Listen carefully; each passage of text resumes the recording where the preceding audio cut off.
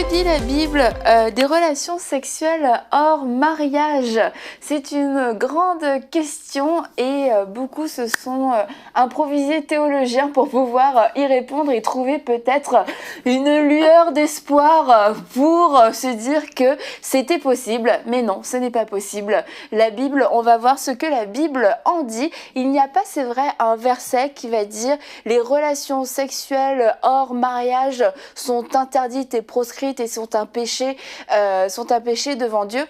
Mais il y a différents passages qui nous montrent, qui nous expliquent que les relations sexuelles hors mariage ne sont absolument pas la volonté de Dieu et que la sexualité a été créée pour le mariage et dans le cadre du mariage. Alors premièrement, le premier passage, Matthieu 19,5, c'est pourquoi l'homme quittera son père et sa mère et s'attachera à sa femme, ils deviendront une seule chair. Donc on voit ici d'un côté l'engagement du mariage, et lorsqu'on parle de mariage, on parle d'un mariage à la fois légal et aussi un mariage devant Dieu, un mariage qui a été reconnu par les hommes, un mariage qui n'a pas été fait tout seul, comme Anne me disait en dehors de l'émission, dans un pré avec des marguerites et des brindilles. Non, un vrai mariage légal et devant Dieu, et deviendra une seule chair. On voit que c'est vraiment la condition pour pouvoir entrer dans la sexualité, c'est le mariage. Et deuxièmement, et pour moi c'est un des modèles les plus frappants et les plus explicites de la parole de Dieu, c'est les modèles de Marie et de Joseph. Alors on voit que Marie et Joseph étaient fiancés, il y avait un engagement qui était là, et souvent c'est à ce moment-là que les fiancés se disent bah c'est pas grave, on va se marier. Mais la Bible nous montre que dans leur histoire, ils n'avaient pas eu de rapport sexuel alors qu'ils étaient déjà fiancés et engagés. Comment le sait-on? Parce que quand l'ange vient voir Marie et lui dit et tu seras enceinte, elle lui dit mais comment est-ce que cela serait possible puisque je n'ai connu aucun homme? Et la Bible nous dit que Joseph ne l'a pas connu, que Joseph n'a eu aucune relation sexuelle avec Marie pendant toute sa grossesse d'ailleurs et pendant toute la naissance.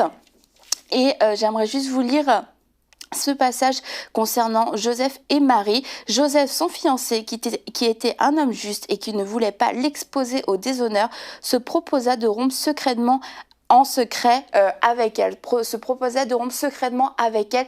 On voit que ça faisait vraiment partie de la façon de faire générale, de ne pas avoir de relations sexuelles avant le mariage, parce que la grossesse de Marie pouvait entraîner un déshonneur, pouvait entraîner des rumeurs les concernant, et ce n'était vraiment pas la coutume, et c'est une femme vierge que Dieu a choisie, et une femme fiancée. Et dernier point, dans 1